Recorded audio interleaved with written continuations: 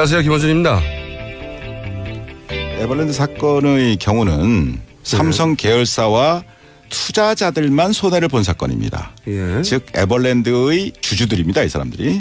그런데 예. 이번 사건의 경우를 보면 2,100만 명이 넘는 국민연금 가입자 전체가 잠재적인 손해자가 됐단 말입니다. 손해를 봤단 말입니다. 맞죠. 그 수법을 보더라도 단순히 그 삼성그룹 내부의 문제로 해치운 게 아니라 뇌물 공여까지 해가면서 국가기관을 총동원했다 이겁니다.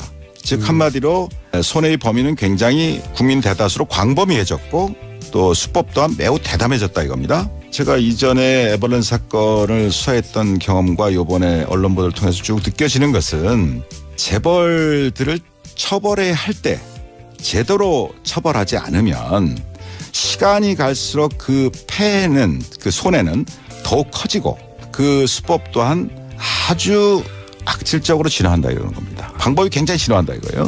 법보다도 더 앞서갑니다. 최동욱 생각이었습니다.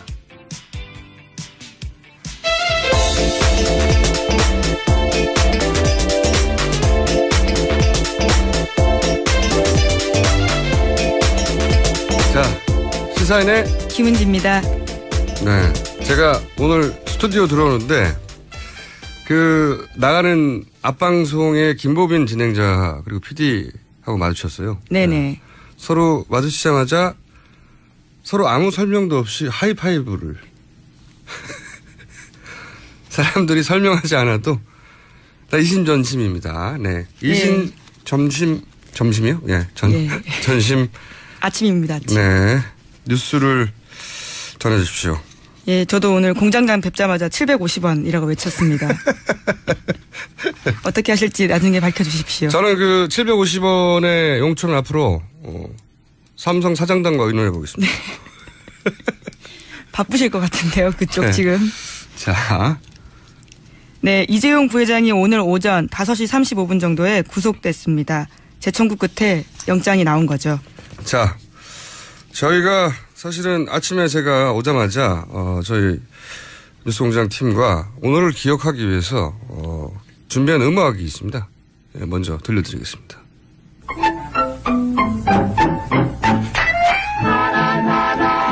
밝은 나라 마음과 춘천의 밝은 나라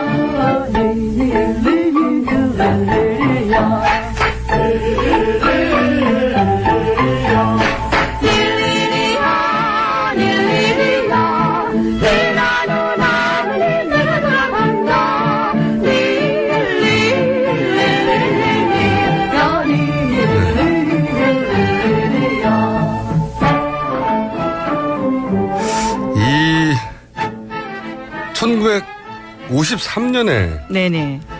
무려 64년 전에 결성된 김시스터라고 들어보셨습니까?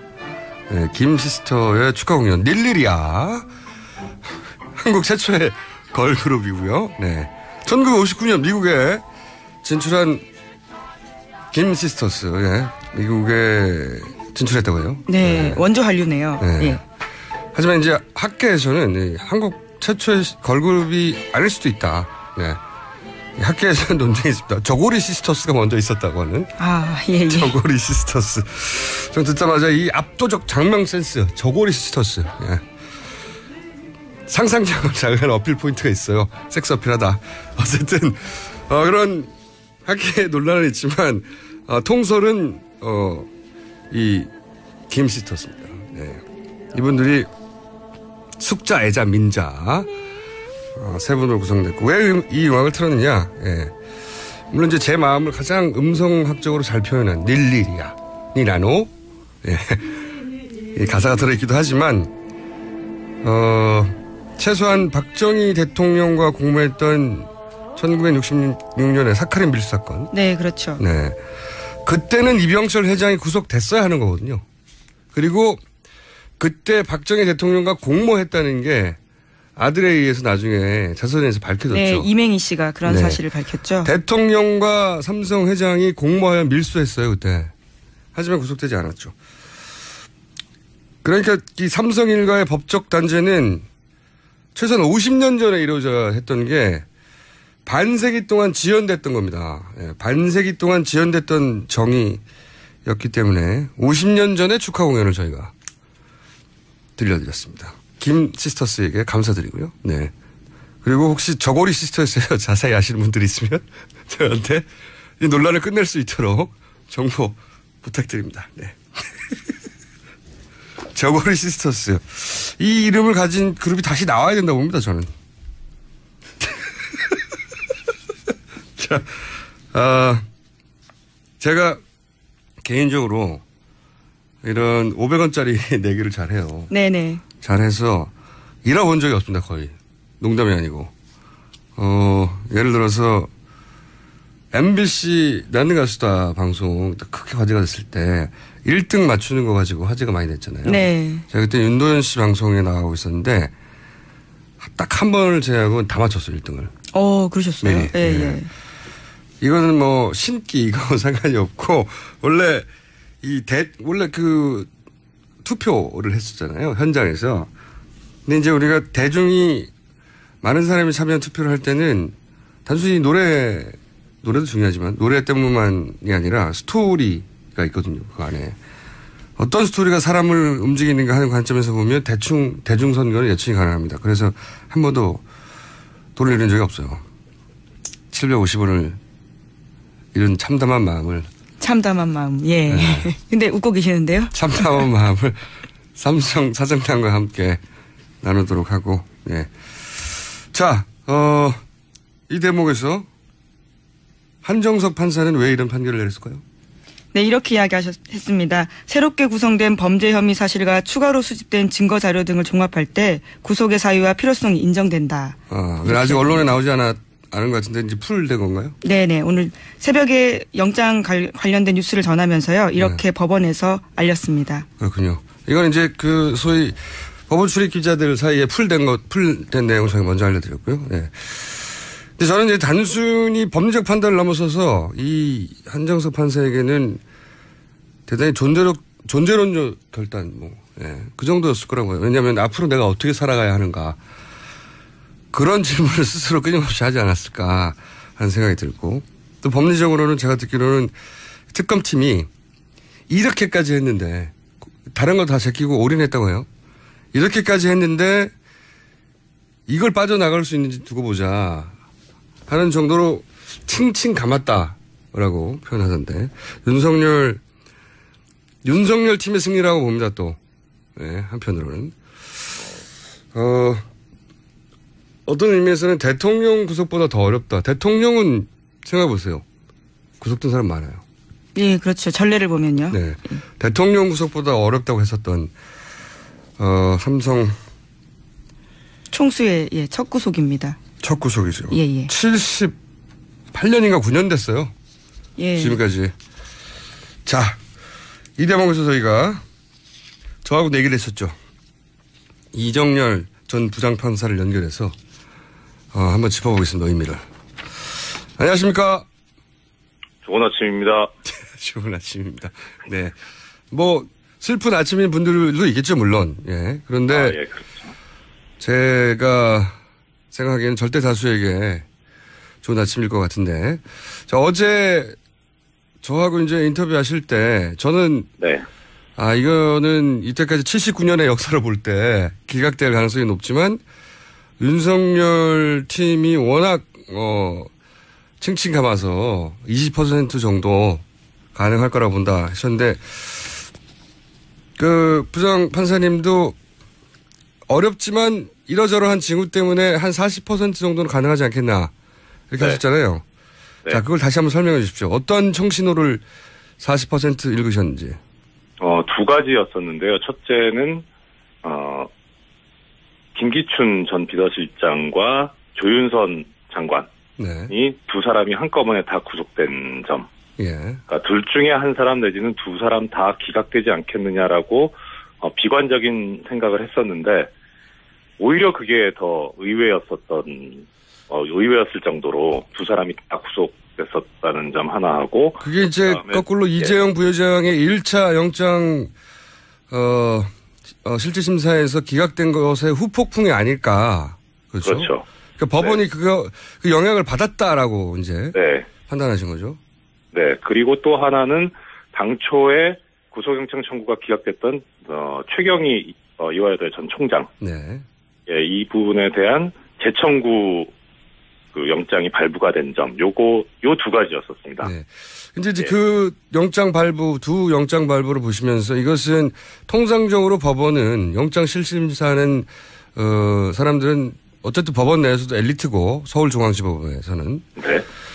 그분들이 자존심도 강하고 해서 본인들이 내렸던 결정에 대해서 뒤집는 경우가 잘 없고 더군다나 이렇게 큰 사건일 경우에는 한 사람의 이름은 나오지만 세 사람이 미리 얘기하기 때문에 그렇죠. 예, 이미 다 얘기됐던 걸 다시 뒤진다는 건 자기 자존심도 허락하지 않는 일이다. 네. 근데 그걸 뒤엎는 정도의 후폭풍을 법원에서도 느낀 게 아닌가 이렇게 이제 말씀하셨잖아요. 네, 그렇습니다. 네. 네, 그것이 국민의힘이 아니라면 사실 이게 설명이 안 되는 부분이었거든요.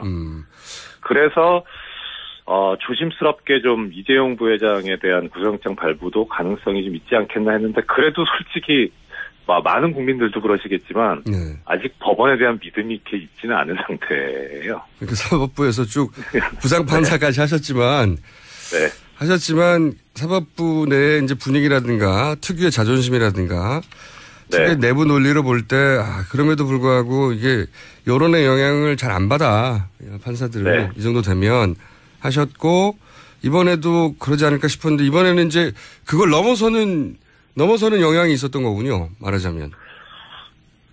이재용 부회장만 놓고 보면 그렇긴 한데요. 네. 이 지금 같이 영장 청구된 그 박상진 사장의 구속영장 청구 기각 사유를 보면 아직도 정신 못 차렸구나. 그건 왜 그렇습니까? 그리고 그러니까 이재용 부회장도 사실 발부하기 싫은데 어쩔 수 없이 한다라는 그런 그 뉘앙스가 상당히 많이 좀 감지가 됐었습니다. 보니까. 그러니까 이유는 그 박상진 박상진 사장 구속영장 청구 기각 사유를 보면 피의자의 지위와 권한 범위, 실질적 역할 등에 비추어 볼 때 구속의 사유와 필요성을 인정하기 어렵다. 이렇게 지금 나왔는데요. 보통 이런 경우에는 그러니까 지금 이 박상진 사장의 역할이라는 것이 이재용 부회장과 공모관계 내지는 최소한 방조인데 그런데 액수라던가 내지는 그 삼성의 구조 그리고 이 사건의 어떤 중대함을 보면 권한범위나 실질적 역할이 적다는 취지잖아요. 이게 이 말만으로는 그렇습니다. 예. 그렇죠. 그러면은 이재용 부회장이 거의 다 했다는 얘기가 됩니다. 이게. 그러네요. 그렇게 해석하면. 그러면은, 그렇게 보면, 이 사건에서 이재용 부회장은 엄벌을 면할 수가 없다는 식으로 해석이 되기는 한데, 그거는 뭐 긍정적인 신호인데, 이 삼성의 구조라든가, 그간의 일련의 이 과정들을 보면, 이 박상진 사장이 단지 하수인일 뿐이냐, 아무 어떤 의사결정에 영향을 미치지 못하고, 그냥 시키는 대로 하는 사람이냐, 그건 아닐 거거든요. 저는 이렇게 이제 이해했었거든요. 삼성의 상징적인 그 인물인 한 번도 단죄된 적이 없던 총수 일가를 구속했으니 나머지는 여러 가지 뭐 경제 여건이라든지 그런 얘기 많이 하잖아요. 국가 경제라든지 뭐 삼성의 내부 사정이라든지 봐서 죄가 없다기보다는 이 정도에서 왜 가족을 구속시킬 때 아버지 구속했으면 아들을 구속하지 않고 이런 의미로 받아들였는데 그렇게 볼 수 없습니까? 그러니까 그것이 바로 정신 못 차렸다는 그렇군요. 생각입니다. 네. 그러니까 그게 그렇게 보게 되면 그러니까 지금 뭐 어제도 그렇고 계속 이제 최동 전 총장님 인터뷰도 나오고 했었는데 이 박상진 사장뿐만 아니라 그 외에 뭐 최지성 부회장, 장충기 미래 전략실 차장이라든가 황성수 팀장 전무 이런 그 외에 이제 입건된 삼성 수뇌부들이 있는데 최고위급들이 총동원됐죠, 사실 이 일에. 그렇죠. 예. 그러면은 특히 예를 들어 지금 우리가 가장 분노하고 있는 게 이 국민의 노후 보장이 좀 담보되어 있는 국민연금을 가지고 피해를 입혔다는 거잖아요. 지금 오늘 이제 발부된 이 영장 이 사건에선 국민연금은 크게 지금 연관성이 특히 박상진 사장 관련해서는요. 그럼 이 문구를 그대로 대입해 보면 이 나머지 최 부회장이나 장 사장이나 이 사람들에 대한 구속영장도 어렵겠구나. 이렇게 해석이 되거든요. 그러면은 그런데 예. 판사님은 박상진 삼성전자 대부분 사장 겸 대한승마협회장의 기각된 영장을 3차로 다시 신청해야 한다는 말씀이십니까? 저는 원래부터 다 발부돼야 된다라고 하는 입장이긴 했는데 그게 이제 법원의 판단과 다를 수는 있습니다. 하지만은 이 법원이 내세운 그 기각 사유가 너무 좀 강할 뿐만 아니라 거기서 비춰지는 인식이 조금 전에 이제 공장장님 말씀하신 대로 뭐 부회장 총수 구속했으면 됐지 뭘 여기까지 하냐라는 이런 그 아주 단순한 생각인 것 같아서 이게 저한테 지금 단순하다고 하신 거예요? 네. 아니요. 하여튼 그런 논리 정도로 법원이 풀어준다는 게 말이 안 된다. 이 엄중한 사안에 대해서. 그렇죠. 그러니까 아직 지금 국민의 목소리가 무엇이고 생각이 무엇인지에 대해서 제대로 파악을 못하고 있을 뿐만 아니라 오히려 전에 그 1차 이재용 부회장 영장 기각했었던 거에서 나온 자존심. 그러니까 이걸 어떻게 엎어야 되는데 어떻게 없는 명분을 어디서 찾을 것이냐 했을 때 그것이 박상진 사장 영장 기각 사유에 나온 게 아닌가. 저는 그렇게 해석이 됩니다. 알겠습니다. 냉정하게 보자면 아직도 절반에 이르지 못한 정의다 이렇게 보시는 거군요. 네, 아직 멀었습니다. 아직 멀었다. 갈 길이 멀다. 네. 그 충분히 납득이 되고요. 하지만 일단 일일이 한번 하고요. 그렇죠. 좋은 건 좋은 거죠. 네. 이거 정말 대통령보다 구속이 어렵다고 했었어요. 저는 이런 얘기 많이 들었습니다. 네, 맞습니다. 네. 그게 한 곱이 넘어갔다는 게.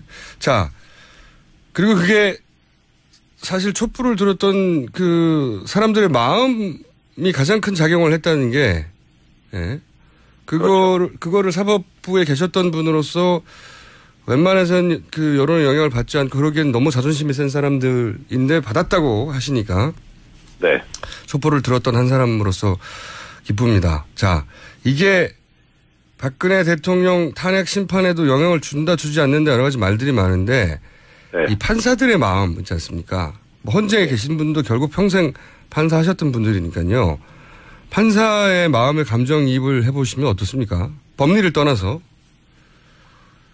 이 사건 자체는 탄핵 심판에 영향이 없을 겁니다. 그러니까 1차에 그 이재용 부회장 영장 기각됐을 때도 이게 탄핵 심판에 영향이 없듯이, 그러니까 특검이나 일반 법원은 일반 법원이고 헌재는 헌재고요. 저는 분명 그렇게 법리적으로나 그렇게 생각을 하는데 제가 말씀드린 건데 어떤 심리적 영향. 지금 사실 이재용 부회장을 구속시킨 것도 물론 뭐 특검팀에서 제대로 했고 박수받아 마땅하긴 하지만 그 요인 중에 하나가 그 판사들의 자존심을 넘어서는 정도의 압박이 있었다. 촛불을 든 사람. 누구 한 사람 멱살을 잡지는 않았지만 그런 압박이 있었다 하고 하셨잖아요. 그런 영향은 없을까요? 이 헌재는. 헌재 재판관 안 해보셔서 잘 모르시나? 결과까지는 모르겠습니다만 적어도 지금 이제 헌법재판소에서 탄핵 심판을 더 이상 그 대통령 측의 지연 전술에 말리지 않고 신속하고 엄정하게 처리하겠다는 뜻을 표명을 했지 않습니까? 그 의지에는 좀 탄력을 받고 어떤 동력이 될 수는 있을 거로는 생각하는데 결과에 영향을 미치는 저는 결과는 어차피 8대0으로 인용이라고 생각하고 있거든요. 천하 없어도. 그것이 이제 법을 공부하신 분들은 대부분 그렇게 생각하시던데 정치를 오랫동안 하신 분들은 또 그렇게 생각하지 않는 경우도 있어요. 그렇죠. 막 그런 말씀들 많이 하시더라고요. 법으로야 그런데 이게 이제 헌재가 정치 재판인데 정치적 영향을 받지 않을 수 없는데 정치권에 있는 분들은 탄핵의 대상이 된 세력이 가만히 있다는 건 상상할 수 없다. 뭐 이런 얘기 하도 많이 하니까요. 그렇죠. 오늘 여기까지 하겠고요. 네. 주변 분들하고 하이파이브 많이 하시기 바랍니다. 감사합니다. 좋은 하루 보내십시오. 지금까지 이정렬 전 부장판사였습니다. 제가 이분과 인터뷰를 참 많이 했는데 이렇게 기분 좋아하시는 건 처음 봤네요. 자, 나머지 뉴스들 많으니까 짚어볼까요? 네, 청와대 압수수색은 무산됐습니다. 서울행정법원은 어제 청와대 압수수색을 막는 청와대 처분을 취소해달라라는 특검에 신청을 각하했습니다. 그렇군요. 압수수색 사실 이런 의미예요. 제가 보기에는 아니 법원은 영장 내줬지 않냐. 압수수색 영장요? 네. 예. 우리 보고 어떻게 하라는 거냐 이런 의미로 이해가 됩니다. 사실 청와대가 안 한다는데 우리가 이걸 다룰 지금 계제가 아니야. 물론 법적으로 따지면 굉장히 저도 자세히 읽어봤는데 복잡하게 써 있습니다만 이 공을 우리한테 던지면 어떡해. 영장 내줬잖아. 특검이 알아서 해. 이런 의미입니다. 압수수색 못하겠군요. 이 압수수색을 위해서 필요하다고 그 통화 기록들. 네, 차명폰 통화 기록이었죠. 네, 그러니까 특검에서는 특정했다고 했죠. 이 폰과 이 폰, 이 번호와 이 번은 최순실과 박근혜 대통령이 통화한 것이고 횟수를 다 특정하였다고. 그래서 이 폰을 찾아야 되겠다고 이런 이유도 내세웠는데 일단 압수수색은 안 될 것 같고 압수수색이 안 될 뿐만 아니라 대통령 대면 수사도 사실은 대면 수사의 필요성이 더 커졌단 말이에요 이제. 네, 그렇죠. 뇌물을 준 사람으로 특정이 됐고 받은 사람이 이제 박근혜 대통령이 되는 거잖아요. 이렇게 되면. 예, 그 혐의가 상당 부분 소명이 됐다라고 법원에서 판단하고 그러니까요. 있기 때문에요. 그러니까 준 사람은 잡혔고 이제 네. 받은 사람을 수사하는 필요가 분명히 특검 수사 종료되기 전에 필요한데 안 한다고 했지 않습니까? 대면 수사. 네. 청와대에서는 주기적으로 할 거라고 아직도 뉴스가 찾아보면 나옵니다만은 안 합니다. 자. 이렇게 되면 이제 특검을 연장해야 된다는 국민들의 목소리는 더 높아질 텐데. 그죠? 네, 그래서 특검도요. 공식적으로 수사기간 연장 신청서 냈습니다. 그런데 황교안 권한대행 쪽에서는요. 그런 것들을 받긴 했지만 아직까지 현 시점에서는 구체적인 답변을 내놓기는 힘들다라고 말하고 있습니다. 이게 언론도 이게 그 포인트를 바꿔야 돼요. 왜냐하면 애초에 이 특검의 법안을 여야가 합의할 때 처음부터 100일을 냈거든요. 근데 당시 지금은 자유당, 이전 새누리당이 요청을 했어요. 70 플러스 30으로 가자. 그래서 그러면 70에서 끝내려고 하는 그런 어떤 꼼수 아니냐 했을 때 아니다. 이것은 일단 당내에 동의를 얻기 쉽게 하기 위함일 뿐이지 연장 신청을 하면 당연히 연장을 해주는 것으로 합의하고 시작한 거예요. 여야가. 그러니까 합의가 된 겁니다. 이거를 법리적으로 지금부터 따져봐야 하기 때문에 좀 기다려봐라 라고 대답할 게 아니거든요. 지금 구체적 답변을 내놓기 힘들 이유가 없어요. 애초에 합의한 대로 연장해 주겠다고 해야 하는 게 답인데 왜 연장해 주지 않을 가능성을 남겨두는 거죠? 라고 물어봐야 되는 거죠. 그 이전에 합의로 돌아가시면 그렇습니다. 그러니까 기자분들도 질문을 할 때 왜 안 될 수도 있는 가능성이 있는 것처럼 얘기하는 거죠? 원래 합의했는데 이렇게 물어봐야 되는 겁니다. 안 해줄 것 같죠? 이러는 거 보면. 야, 특검 저는 이제 아침에 뉴스를 보다가 이 특검은 1년간 가야 되겠다. 이 특검에게 1년을 맡기면 오랫동안 해결하기 힘들었던 문제들 근본적으로 해결될 수 있겠다고 생각했는데 1년이 아니라 30일도 안 해줄 것 같은 상황이긴 합니다. 이걸 어떻게 풀어낼지 야권에서는. 다음 뉴스는요? 네, 어제 헌법재판소가 탄핵심판 변론을 2월 24일에 끝내겠다 이렇게 밝혔습니다. 알겠습니다. 그러니까요 3월 둘째 주까지 선고가 나올 것으로 보입니다. 자, 그건 또 두고 보기로 하고요. 시간이 많이 됐고 그래서 제목 정도 몇 가지 짚어볼까요? 네, 말레이 경찰이 어제 밝힌 내용인데요. 김정남 암살에 가담한 6명이 특정 국가의 정보기관에 소속된 공작원은 아닌 것으로 보인다고 이야기했습니다. 제가 사실은 첫날부터 얘기했지 않습니까? 네. 네, 이거 우리 국정원에서는 그리고 TV조선에서는 단정하고 북한의 공작원이다라고 했는데 국적도 밝혀지고 있고 너무 이상하고 부자연스럽다. 무슨 택시를 타고 도망가냐.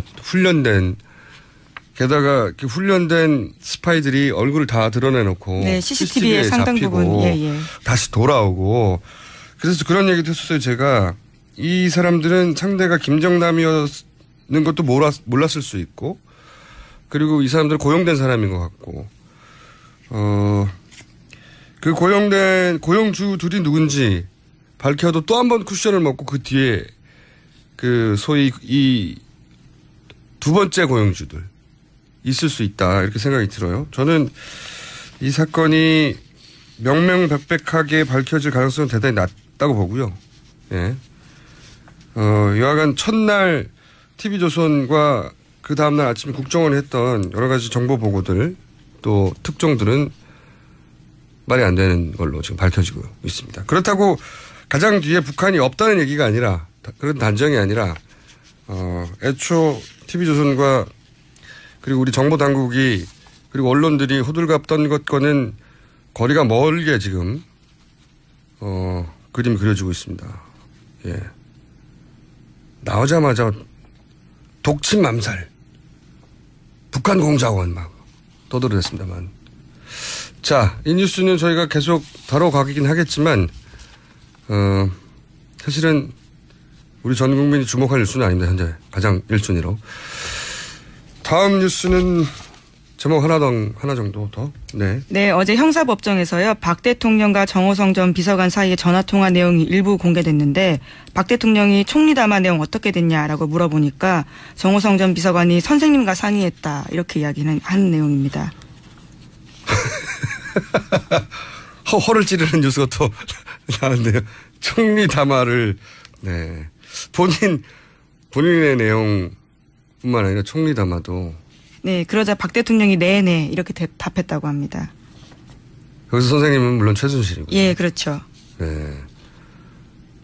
야, 이런 뉴스를 보고도 주말에 박 대통령은 아무런 죄가 없다고 성조기와 이런 거 들고 나오시는 분, 성조기 하니까 또 생각났네요. 이재용 부회장 영장 실질 심사하는데 들어가는데 성조기 들고 왔어요. 또 그분들이. 예, 법원 앞에서. 이재용 부회장하고 성조기가 무슨 상관입니까? 진짜. 그 뉴스 그 사진 보고 정말 황당했는데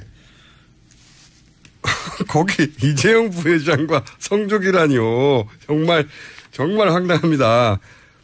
여하간 성조기를 들고 나가시는 분들은 제 방송을 안 들을 것 같긴 한데 총리 담화도 대통령이 최 선생하고 상의했답니다. 네, 이렇게 녹취가 나왔네요. 이런 내용을 처음 들었던 검찰이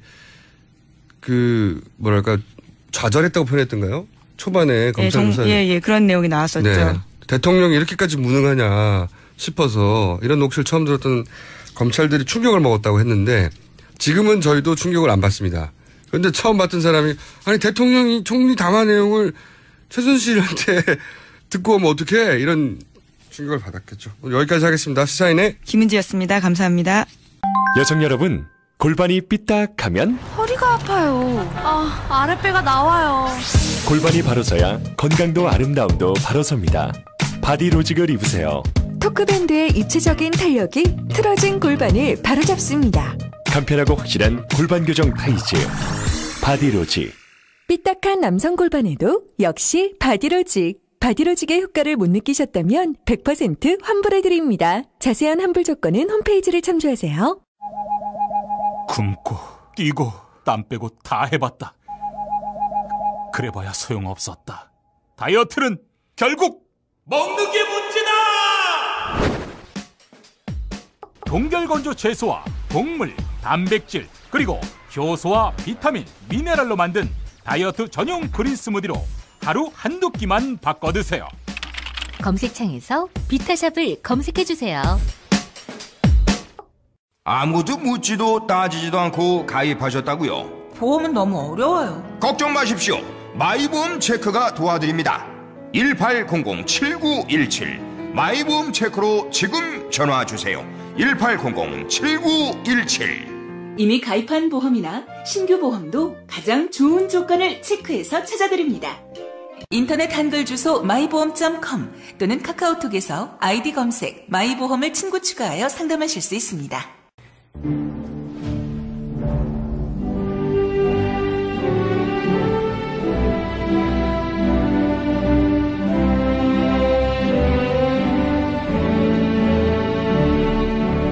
친애하는 국민 여러분, 안녕하십니까.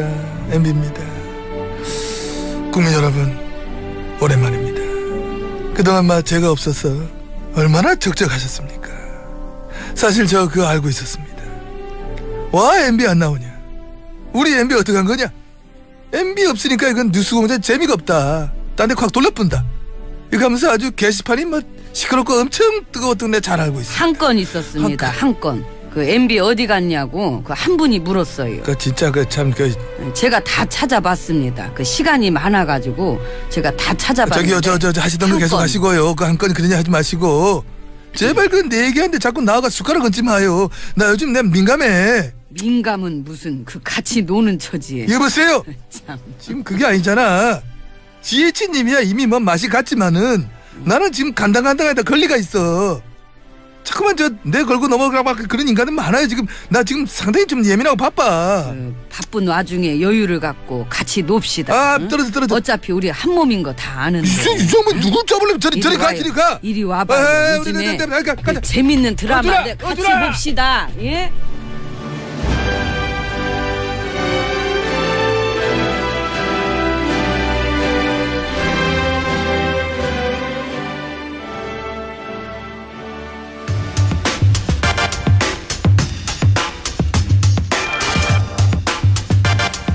자, 첫 번째 인터뷰입니다. 박영수 특검 성범죄 징계. 박한철 전 헌재소장 박 대통령 탄핵 소추가 위헌이라고 했다. 처음 들어보시는 뉴스죠. 가짜 뉴스들입니다. 최근 이 가짜 뉴스가 아주 기승입니다. 이 관련해서 국회 토론회를 준비한 바른정당의 하태경 의원 전화 연결됐습니다. 안녕하십니까, 의원님. 예, 안녕하세요. 하태경입니다. 네. 조용히 하고 계신데 저희가 찾아냈습니다. 대단하십니다. 네. 하태경 의원이 가짜뉴스 국회 토론을 준비한다는 걸 알고 있는 방송국이 잘 없어요, 의원님. JTBC가 알더라고요. 그래요? 자, 네. 법정 구속이 됐습니다. 이재용 부회장. 예. 일단 이 얘기를 잠깐 해주시죠. 어떻게 평가하십니까? 이게 이제 뇌물죄잖아요. 뇌물죄를 이번에 법원에서 인정을 한 겁니다. 그 의미는. 근데 이제 뇌물죄가 크게 두 가지가 있는데, 삼자 뇌물죄하고 또 이제 최순실 본인 뇌물죄가 있는데요. 이제 어딥니까? 독일에서, 네. 말 사준 거. 네. 말 사준 거는 그게 한 35억 되는데, 그건 이제 최순실 본인에 대한 뇌물죄로 돼 있고, 네. 그 다음에 위르 K스포츠재단, 그 다음에 장시호, 유명한 장시호 동계스포츠재단에 보낸 돈 한 300억 됩니까? 대략. 그거는 이제 삼자 뇌물죄가 돼 있습니다. 네. 삼자 뇌물죄라는 거는 박근혜 대통령도 뇌물과 관련이 있다는 그렇죠. 것이기 때문에 이 부분은 이제 박근혜 대통령 탄핵 사유에 뇌물죄 부분이 들어갈 수 있는 그런 가능성이 아주 높아진 그런 판결이라고 보여집니다. 네, 그러면 이제 당연히 특검 연장이 돼야 되는데 이런 성과를 내고 있는, 그런데 특검 연장을 황교안 대통령 권한대행이 하지 않을 가능성이 굉장히 높지 않습니까? 지금 상황으로 봐서는. 그런데 그거는 이제 본인의 지금 대선 출마랑 좀 관련이 있을 것 같아요. 이게 왜냐하면 본인이 이 대선 출마를 하면 네. 특검 연장 거부를 할 것 같고요. 만약에 출마를 안 하면 연장시킬 수도 있다고 봅니다. 왜냐하면 이제 출마를 하게 되는데 특검이 연장이 되면 이제 탄핵 이후까지 특검이 계속되는 거거든요. 네. 그렇게 되면 이제 지금 탄핵이 한 3월 초 정도로 예상이 되고, 그럼 특검은 또 한 달이니까 3월 말까지 되는 거 아닙니까? 네. 그러면 이제 계속 특검 관련 뉴스가 나와서 황교안 본인에게 불리하다고 생각할 수밖에 없죠. 그래서 황교안 대행의 방금 말씀드린 대통령 출마 여부와 좀 관련이 있을 것 같고, 그럼에도 불구하고 이번에 특검이 이제 이재용 구속을 시켰기 때문에 네. 연장을 거부하면 굉장히 큰 저항에 부딪힐 것 같습니다. 근데 이제 뭐 그런 큰 저항, 지난 탄핵안 통과시킬 때 생각해 보시면 뭐 엄청난 저항, 국민들이 막 200만씩 길거리에 나와도 그래도 당시 새누리당은 탄핵 안의 통과에 대해서 반대했지 않습니까? 그러니까 황교안 대행도 그런 저항은 당연히 예상되지만 그럼에도 불구하고 할 것 같다는 전망이 우세한데 만약에 이럴 경우 바른정당 차원에서는 어떻게 대처하실 생각인지 계획이 있습니까? 황교안 대행에 대해서요? 네, 거부권 행사 이제 연장이 안 된다면. 연장이 안 된다면은 뭐 저희들도 황교안 규탄에 나설 수밖에 없죠. 규탄을 하시는데 특검은 어떻게 연장시킬 수 있을까요? 특검은 사실상 그럴 경우에는 네. 어렵죠. 어렵고 네. 그 검찰 그때는 뭐 행정적으로는 그렇습니다. 행정적으로는 네. 검찰에서 다시 이 특별수사본부를 구성하는 수밖에 없지만 어쨌든 그럴 경우에 황교안 대행이 제2의 박근혜가 될 수가 있는 거죠. 이건 어떻습니까? 물론 지금 정세균 국회의장이 직권상정에 대해서는 굉장히 소극적이고 그 자체를 잘 행사하려고 하지 않는 성향의 분이긴 한데 여차저차 직권상정이 된다면 바른당 입장에서는 그 연장의 찬성표를 던질 분들이 얼마나 될까요? 100%죠. 연장 자체는 예, 특검 연장에 대해서 우리 바른당 당론으로 네. 정했습니다. 정했고 특검 연장을 지금 이제 자유한국당이 반대하는 걸 말씀하시는 거예요? 아니면 국회를 통과하고 나서 황교안 대행이 그거를 수용 안 하는 걸 말씀하시는 거예요? 아니죠. 제 말은 직권 상정이라고 하는 이제 좀 비정상적인 절차를 통해서라도 상정되기만 하면 거기서는 이제 찬성표를 바른당은 던질 거라는 거죠. 제가 궁금했던 건 그겁니다. 그러니까 이제 직권 상정이 두 가지인데 네. 사당 사이에 충분히 사전 협의를 하고 했는데도 불구하고 억지로 이 자유한국당이 반대할 경우에는 네. 우리가 국민의 뜻을 따라서 네. 그럼 이제 표결에 들어가는 것이고요. 그리고 특검 연장은 직권 상정을 하기에는 좀 부자연스러운 게 이미 한번 통과됐잖아요. 네. 통과됐고 이미 통과된 법안을 연장시키는 거예요. 근데 제 말은 뭐냐면 개정안을 내겠죠, 그 경우에는. 네, 그렇죠. 그러니까 완전히 새로운 신법이라고 하기에는 이거는 뭐 그렇게 보기는 어렵기 때문에 직권상정이라는 말도 이렇게 적절하지 않은 것 같고요. 근데 어쨌든 뭐 황교안 대행이 지금 신법 새로운 법 말고 이번에 지금 특검이 30일 연장 기존 법에서 30일 연장 요청을 했는데 뭐 이게 통과되는 게 저는 제일 바람직하다고 보는 거예요. 안 될 경우에도 여쭤봤는데 자 그러면 요 사안은 뭐 직권상정이 될지 안 될지 그거부터 굉장히 어려운 일이라 다시 한번 나중에 여쭤보기로 하고 자 가짜뉴스 얘기로 넘어가 보죠. 가짜뉴스를 왜 토론회를 열어야 되겠다고 생각하시는 겁니까? 이거는 우리 사회가 완전히 그 해방 직후에 그 이념 싸움으로 완전히 두동강 났지 않습니까? 네. 그리고 온갖 더티 플레이들이 있었습니다. 그 해방 직후에는 아시겠지만 이번에 뭐 김정남 암살됐지만 당시에 뭐 김구선생도 뭐 암살되고 그 정도로 뭐 폭력까지 동원되는 그런 시절이었는데 이 가짜뉴스가 그런 사회를 만들 수가 있습니다. 지금은 아직 폭력 행사까지는 안 갔는데 사실상 말로는 완전히 뭐 서로 전쟁 중이고 근데 이런 사태를 유발한 것이 왜 그러냐면 서로 세뇌가 돼 있어요. 특히 그 맞불 집회하는 쪽에서는 가짜뉴스가 진실이라고 믿고 거기에 근거해서 지금 행동에 나서고 있는 거거든요.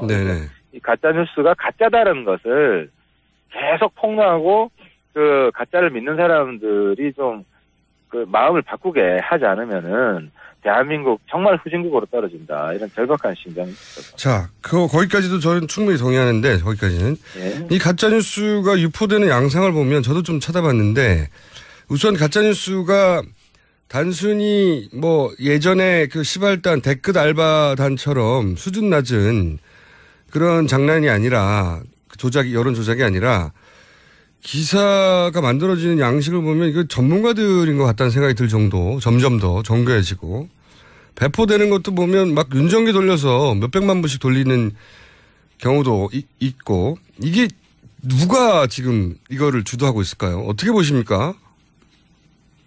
그러니까 원래 박근혜 대통령 지지자들이 최소한 30% 그죠? 이 정도 있었는데 탄핵 국면 이후에는 이게 많이 떨어졌어요. 떨어지더라도 지금 한 심정적 지지자들이 한 10% 이상은 있다. 10% 내지 20%가 탄핵 반대하는 측이 있지 않습니까? 네. 그래서 기본적인 자금은 이 신문 광고를 내잖아요. 네. 탄핵 반대 집회를 하면. 근데 광고 비용이 예를 들어 500만 원이다. 그러면 지금 모금으로 들어오는 게 한 10배는 된다고 그래요. 모금으로? 예, 5천만 원 이상 들어오는 거죠. 그래서 이런 부분들이 기본적인 자금으로 활용이 돼 있고, 물론 뭐 다른 자금은 뭐 제가 정확히 뭐 알지를 못하니까. 그리고 여기에 모이는 사람들도 실제로 갈수록 늘어나고 있잖아요. 그러니까 자기 세뇌가 되고 있는 거예요. 그리고 종이로 뿌리는 것보다 더 파급 효과가 큰 게 카톡이나 문자로. 맞습니다. 예, 저한테도 지금 뭐 하루에 한 500통 이상 문자가 오는데 그 중에 한 절반이 가짜 뉴스예요. 이게 저는 굉장히 조직적이라는 생각이 들거든요. 조직적이고 이건 전문가들이 여기 참여했다는 생각이 들어서 아마추어들끼리 만들어내는 게 아니라 이건 누가 뭐랄까요 컨트롤 타워가 있다는 생각이 들어서 제가 여쭤보는 건데 혹시 세뇌를 하는 가짜 뉴스를 생산하는 컨트롤 타워가 저도 있는 것 같아요. 그러니까 그렇죠. 그 내용이 굉장히 정교하고 언론 기사 그 양식에 딱 맞고 이거는 맞습니다. 프로가 아니면 할 수 없는 겁니다. 훈련된 사람들이 만드는 거 초반만 하나도 아니었는데 점점 훈련된 사람들이 여기 참여하고 있다는 생각이 들더라고요. 예, 그렇습니다. 네, 기사를 만들어 본 정도의 훈련된 사람들이다 생각이 드는데 이 컨트롤 타워는 어디라고 보십니까? 이게 일종의 범죄 행위인데. 그렇죠. 범죄죠. 제가 이제 서석구 변호사를 가짜뉴스 제조기라고 맨 공격을 했고 그리고 서석구 변호사를 대한변협에 징계를 요청을 했는데요. 이 서석구 변호사가 헌법재판소에서 3가지 가짜뉴스를 퍼뜨렸어요. 그 중에 이제 하나는 노동신문에 속은 거, 하나는 자기가 속아서 퍼뜨렸다고 그랬고 이제 사과를 했고 나머지 2개는 본인이 만들었어요. 근데 이 만드는 곳이 헌법재판소라는 게 굉장히 충격을 받았던 거예요. 그리고 그 변호사가 장소를 말씀하시는 거죠. 만들었다는 표현은 헌재 재판정에서 그런 말을 했다는 거죠. 아니, 예, 헌법재판소장에서 그 가짜 뉴스를 진짜인 것처럼 말을 했다는 거죠. 그래서 거기에 충격을 받았는데 그 내용을 보면 예를 들어서 버스차가 이번 집회에서 50대가 파손이 되고 뭐 경찰이 110몇 명이 다쳤다. 그런 말도 했습니까? 그 말을 했어요. 그 말을 하고 나서 온통 이번 촛불 집회가 폭력 집회다. 그래서 파손된 버스 사진들이 막 유포됐거든요. 그래서 제가 확인해 보니까 이게 요번 집회가 아니라 2015년 집회에 있었던 일이에요. 근데 2015년 집회라는 걸 딱 특정하지 않고 그 집회를 해요. 근데 그 집회가 앞에 맥락을 보면은 이번에 촛불 집회예요. 뭐 단두대도 있고 뭐 한 이석기 석방하라고 하는 그 집회가 요번 집회거든요. 그러니까 촛불 집회가 폭력 집회라고 많은 사람들이 알고 있어요. 특히 그 맞불 집회 나오는 사람. 이거는 말씀을 듣고 보니까 의도적이라는 생각이 확 드네요. 그렇죠. 이런 거를 그래서 서석구 변호사 그 발언이 나오고 나서 이 가짜 뉴스가 엄청나게 퍼진 거예요. 왜냐 헌법재판소에서 이런 얘기가 있었으니까 사람들이 신뢰가 가지 않습니까? 그렇죠. 헌재 재판소고 그리고 변호사인데 법정에서 이런 발언을 했는데 그걸 따서 뉴스로 가짜로 만들고 그걸 퍼뜨리고 하는 메커니즘이 돌아가고 있는 거네요. 지금 보니까. 그렇습니다. 그리고 또 한 가지 사례가 좀 전에 말씀하셨죠. 헌법재판소장이 탄핵 소추 절차는 위헌이다. 이런 말을 했다.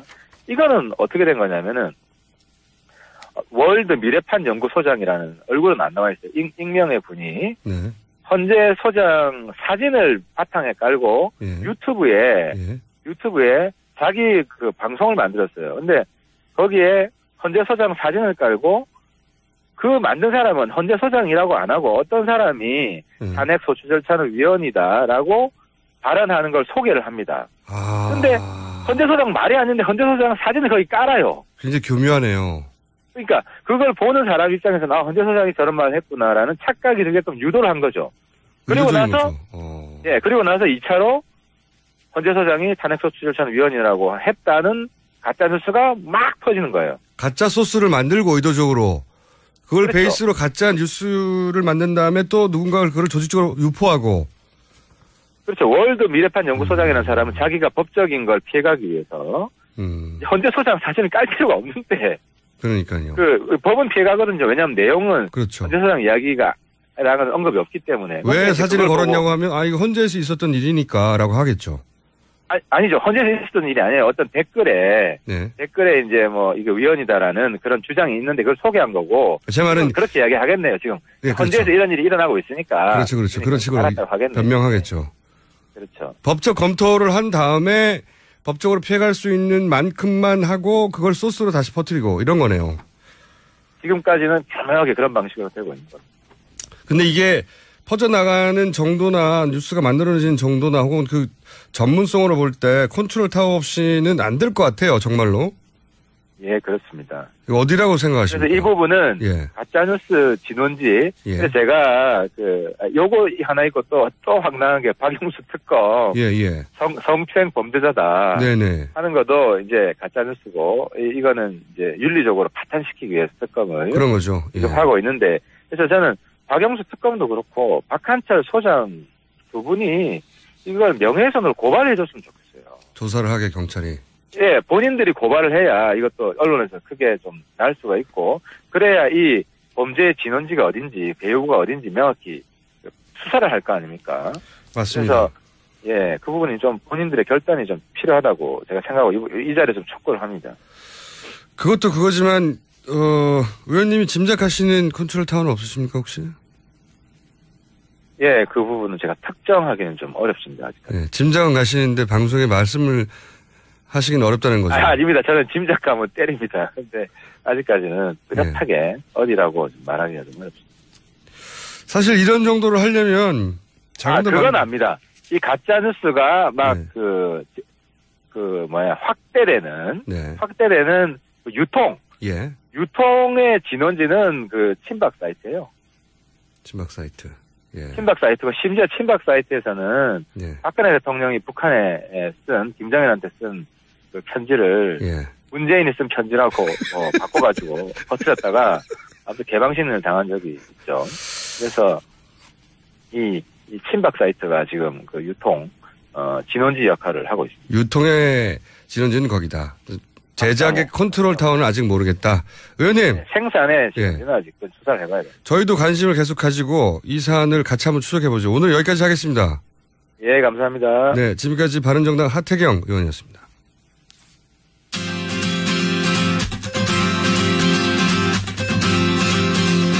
자, 잠시 후 3부에서 다시 뵙겠습니다.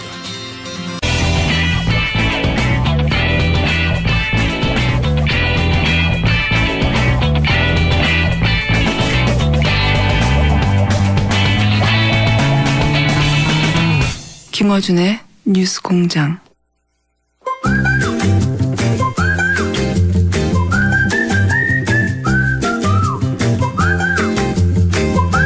자, 어려운 이름 사회경제연구소. 칼 머시기 사회경제연구소의 정태인 소장님 나오셨습니다. 네, 안녕하세요. 안녕하십니까. 칼폴란입니다. 자, 삼성 전문가신데 삼성 이재용 부회장이 구속됐으니까 한마디 하지 않으실 수 없죠. 네, 뭐 창사 79년 만에. 79년. 예. 네. 딴직으로는 아직 구속된 적 없죠. 총수가. 네, 창사 20여 년 동안 법정은 많이 들락했습니다. 많은 제가 법정에서 다 이겼습니다. 이때까지는. 네. 네. 불패 피의자. 네. 네, 딴지 총수도 구속될 수 있다는 사실을 보여줬죠. 한국 1위가 구속이 됐기 때문에. 네.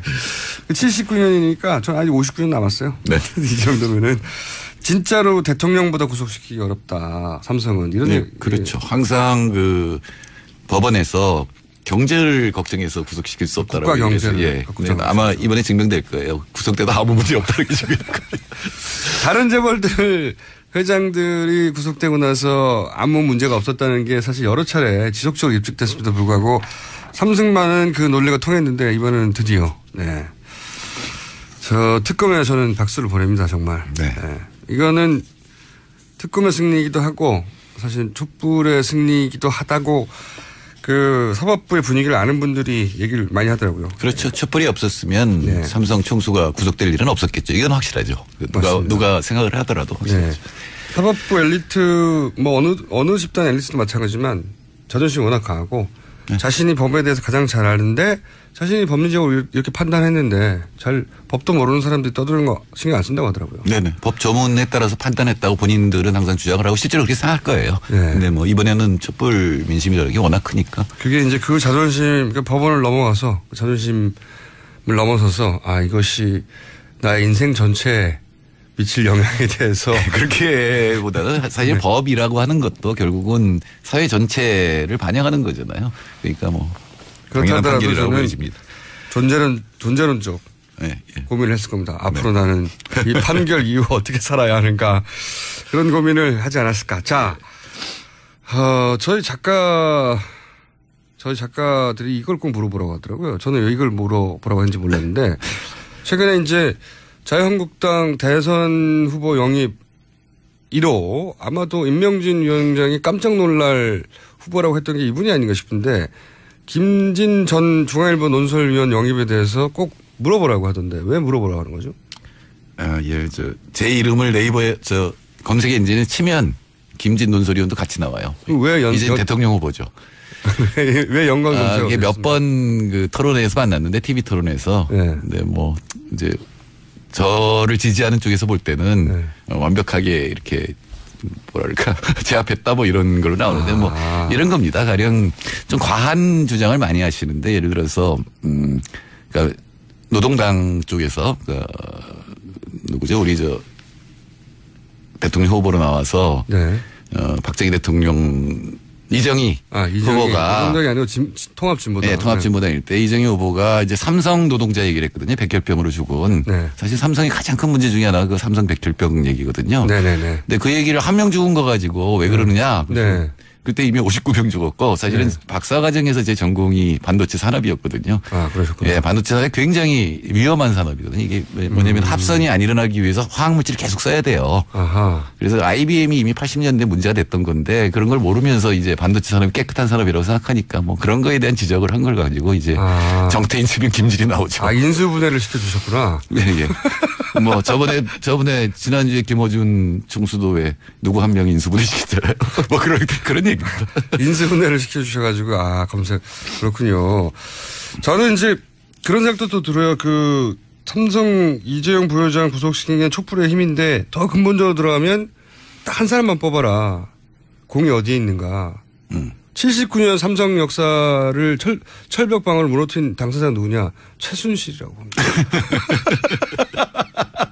철벽 방어해 왔는데 거기에 철벽 방어로는 그 철벽 방어로도 안 되는 제가 여태까지 출연하면서 김어준 총수가 제일 기분 좋은 것 같아요. 지금 오늘이 너무 좋아가지고 말을 못해. 저는 이제 축하 공연도 내보냈고 50년간 사실 맞아요. 50년간 지연된 정이죠. 네, 지연된 정입니다. 이재용 부회장에 대해서 은근한 라이벌 의식이 있었어요? 아닙니다. 네, 나이대가 같긴 하지만 제가 훨씬 낫다고 생각하기 때문에 라이벌 의식은 없고요. 자, 오늘 주제는 뭡니까? 오늘은 환율 조작국, 한국이 환율 조작국으로 지정될 가능성이 굉장히 높아졌죠.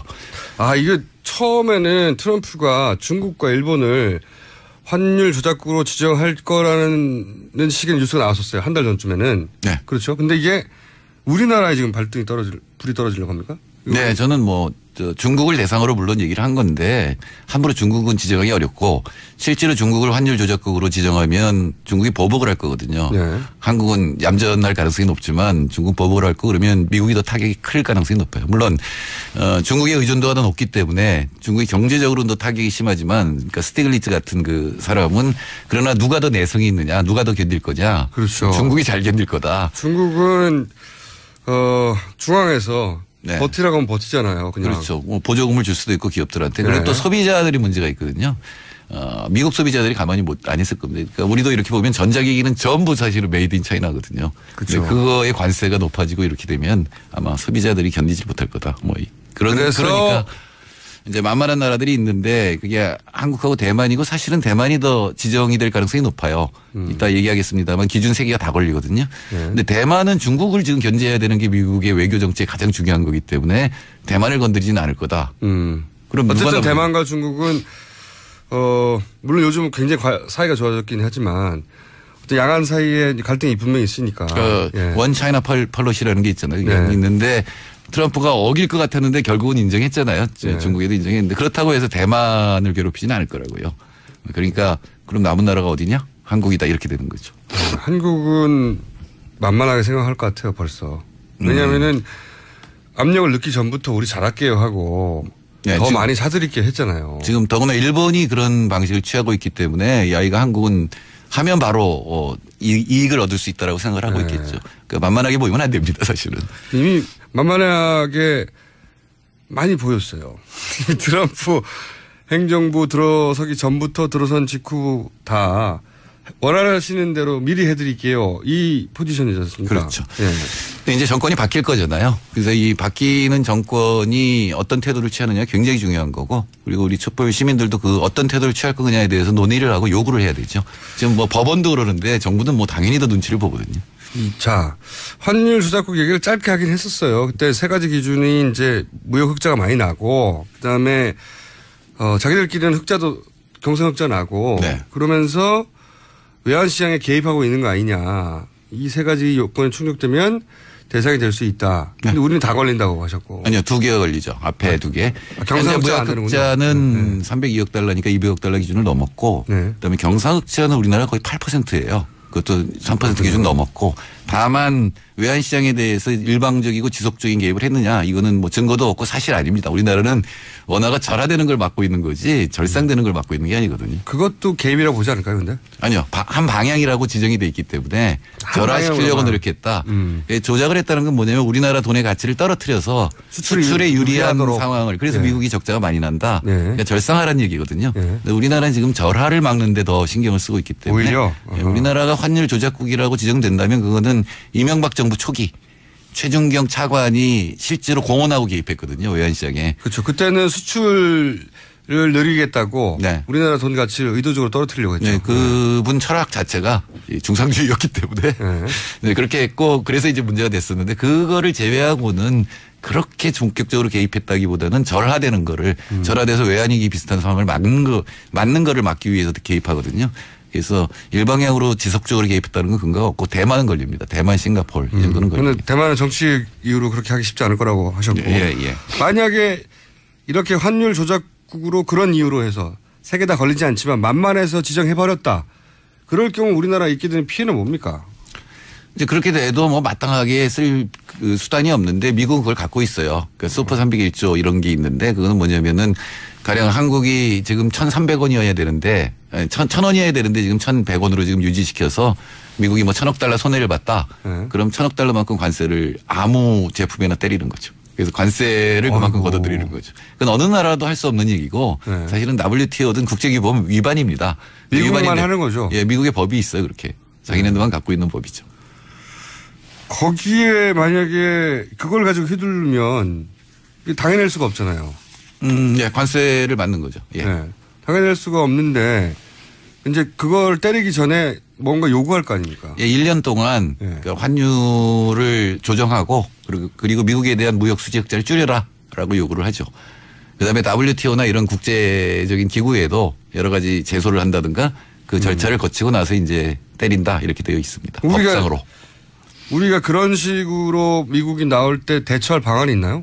근데 사실이 아니거든요. 지금 환율을 조작하고 있는 게 아니고 이게 환율이라는 게 결국은 달러하고 원화의 교환 비율이잖아요. 그리고 이게 굉장히 큰 영향을 미치는데 그거를 지금 외환시장의 규모로 볼 때 한국 정부가 그렇게 막 조작을 하거나 이럴 수 있는 능력이 사실은 없어요. 사실이 아니라는 걸 호소하는 것만으로 안 되잖아요. 그러니까 국제적으로 그럼 공동 대응을 해야죠. 지금 미국의 목표는 한국, 일본, 중국 그러니까 동아시아의 생산 시스템이거든요. 사실은 한국에 흑자를 낸다기보다는 동아시아 제조 삼국이 삼국뿐만 아니라 동남아까지 넣어가지고 이 생산 시스템이 굉장히 강한 거예요 지금. 그러니까 무슨 나프타 유럽이라든가 미국 쪽의 생산 시스템보다 훨씬 강하기 때문에 흑자가 나는 거거든요. 그러니까 그 나라들이 공동 대응을 할 수가 있죠. 그러니까 미국에 보기에는 이 동아시아를 중심으로 해서 아시아 전체에 경제 블록이 있고 이쪽에서 기술 개발하면 저렴하게 생산해주는 기지까지 딱 결합되어 있는 네. 굉장히 강한 경제 블록인데 지금 트럼프가 추구하고 있는 건 자, 공장에 뭐고 다 미국으로 돌아와라. 이런 그렇죠. 거 아닙니까? 네, 네. 근데 이제 그러니까 이쪽을 약화시켜야지 돌아올 테니 좀 그 약화시키기 위한 작전의 일환으로 환율 조작국 같은 걸 휘두르는데 그게 우리나라 타겟이 된다는 거잖아요. 그렇죠. 전체에 대해서 공격을 하지 않거든요. 트럼프 특징이 그거잖아요. TPP도 없애버렸잖아요. 그리고 1대1로, 네. 1대1로 무역협정 다시 하겠다는 거 아니에요. 그러니까 이제 그 중에 한 나라를 찍어서 전체에 대해서 타격을 주려고 하는데 그거에 대해서는 원래 원인 자체가 동아시아 생산 시스템이니까 동아시아 전체가 대응을 해야 되죠. 지금 일본이 그 말을 안 들을 가능성이 높고 한국 정부도 별 생각이 없는 게 문제죠. 일본 이미 빠져나간 것 같던데요. 일본은 먼저 엎드려서 트럼프하고 악수하고 막 좋아하고. 그런데 일본은 목적이 있거든요. 군사화라든가 이런 목적이 있는데 한국은 그런 목적이 없는 상태에서 엎드리면 남는 게 없는 거죠. 그냥 당하는 형님이라서 거죠. 엎드린다는 이유로 엎드리고 있잖아요. 지금까지는. 사실은 뭐 형님도 아니죠. 이제 많이 관계가 약화됐는데. 근데 트럼프는 약간 곁가지 얘기인데 최근에 하는 걸 보면요. 그냥 데자뷰예요. 우리나라 박근혜 대통령 시절에 있었던 일들이 막 벌어지는 예를 들어서 그 딸 가방 사라고. 네. 그 트럼프의 고문이 백악관에서 공식적으로 인터뷰하다가 얘기를 하질 않나. 그리고 이제 러시아와의 관계가 최근에 굉장히 이상한 뉴스인데 우리는 전통적으로 미국과 러시아가 소련 시절부터 이 굉장한 라이벌인데 서로 적성국이고 서로. 그런데 트럼프 캠프 내에서 고위인사들이 러시아와 통화를 했고 서로 선거 기간 동안 뭔가 약속도 하고 이런 게 있었다. 이런 정보가 유출이 됐어요. 네. 그러니까 그러면 러시아하고 그런 적성국이죠. 만약 미국 국민들 머릿속에는 러시아하고 그런 거래가 의심되는 정황이 폭로되면 무슨 거래를 한 거야 라고 이제 따져야 되는데 트럼프는 자기 개인 트위터에다가 이것이 어떻게 유출되는 것이냐 이게 문제다. 예. 정윤회 사건하고 똑같아요. 네, 똑같네요. 그리고 7시간을 밝히라고 하는데 예. 7시간은 사생활이다 얘기를 하죠. 그러니까 데자뷰 이 양반 탄핵되겠는데 이런 생각이 들긴 하는데. 그러지 않아도 미국에서 지금 탄핵을 해야 된다. 벌써 나와요. 예, 좀 어렵긴 하죠. 첫 해 탄핵한다는 거죠. 첫 해 6개월도 안 지났는데. 사실은 이명박 대통령이 우리가 첫 해 탄핵 얘기가 나왔었죠. 그 쇠고기 쇠고기 때문에. 네. 그러나 이게 너무 멀어서 첫 해는 어렵겠죠. 첫 해는 어렵겠지만 데자뷰 그러니까 거의 우리나라에서 나왔던 뉴스 비슷한 속성의 뉴스가 나오길래 이거 우리나라에 와서 배워야 된다. 야. 아마 미국 민주당 쪽에서. 예, 미국 국민들은 많이 참고할 거예요. 한국 촛불을. 그래서 우리 국민들이 어려운 영어 단어 알잖아. 임피치먼트라고. 탄핵이라고 하는 어려운 영어 단어도 알고 그렇죠. 자, 그래서 우리가 그러면 할 수 있는 항의 수단이 어떤 게 있습니까? 어떻게 해야 되는 겁니까? 제일 중요한 거는 중국하고 공동 대응을 하는 거죠. 일본도 가능하면 같이 설득을 하고 그리고 대만, 싱가포르 이게 다 지금 문제가 되거든요. 사실 대만, 싱가포르는 세 가지 다 걸려요. 그러니까 그런 동남아 쪽 국가들 그리고 중국, 일본이 이 문제에 대해서 어떻게 공동 대응할 건지 WTO 제소도 있지만 같이 뭐 외교부 장관이 모여서 또는 통상부 장관들이 모여서 어떻게 할 것인지를 논의를 하는 것만 해도 중요하거든요. 리더십 진짜 필요한 일이네요. 그렇죠. 지금 우리나라는 굉장한 외교적 능력이 필요한 상태입니다. 중국하고 미국 사이에 끼어 있잖아요. 중국하고 미국이 지금 여기서 붙잖아요. 그런데 어떤 태도를 취하고 두 나라를 어떻게 화해시키고 우리나라 또 같은 처지에 있는 나라들의 이익을 어떻게 도모할 것이냐라고 하는 굉장히 중요한 거 이거는 정말 굉장한 외교적 수완 이런 것들이 필요한데 그러니까요. 예, 뭐 지금 박근혜 정부에는 없는 건 확실한데 그건 확실한데 예, 다음 정부는 있느냐. 다음 정부 누구에게 이런 걸 기대할 수 있는가. 네. 그러니까 이 미국을 어떻게 상대할 것인가 경제적으로 군사적으로. 하는 자기 철학이 분명한 후보가 꼭 필요하겠네요. 그렇죠. 예. 근데 이제 어제 뉴스에 문재인 후보가 김현종 씨를 영입했다는 이제 기사가 났는데 이 김현종 씨가 한미 FTA 추진한 사람이거든요. 그렇죠. 예. 머릿속까지 미국 사람인 이런 사람인데 과연 물론 그 사람 한 사람만 있는 건 아닐 테지만 걱정이 되는 거죠. 걱정되는 거죠. 네. 그러니까 또 하나는 이제 국제 룰을 좀 바꿀 필요도 있어요. 그러니까 처음에 WTO 전에 이 가트를 만들 때 케인즈가 흑자국에게도 벌금을 물리는 제안을 했었거든요. 왜 그래요? 흑자국도 사실은 균형 상태가 제일 좋은 건데 흑자국도 뭔가 해가지고 자꾸 흑자가 누적되면은 그러니까 위기가 일어나죠. 경제 위기가 일어나니까. 너만 이득을 보는 것 자체가 균형을 깨트리니까. 그렇죠. 그리고 사실은 영국이 때 적자국이었기 때문에 그 생각을 했을 텐데 그럼 적자국은 돈을 빌려와서 막아야 되니까 결국 이자를 내는 거잖아요. 그 이제 처벌을 받는 건데 그럼 흑자국은 그래서 흑자국도 흑자의 그 양에 비례해서 벌금 같은 걸 내게 했어요. 국제기구에. 참. 그리고 그 돈을 모아서 이제 못 사는 나라를 갖다 지원하는 이런 시스템을 국제 청산 동맹이라고 하는 건데 근데 이제 미국이 흑자국이었기 때문에 당시에 그러니까 그 제안은 받아들여지지 않았죠. 그러니까 발상 자체는 굉장히 신선했네요. 이게 케인즈 머리에서 나왔으니까. 그러니까 그런 국제규범을 좀 만들 필요가 있어요. 사실 흑자가 많이 나는 게 우리는 너무 오랫동안 수출만이 살 길이다 이거였지만 흑자가 많이 나는 게 이렇게 좋은 일은 또 아니거든요.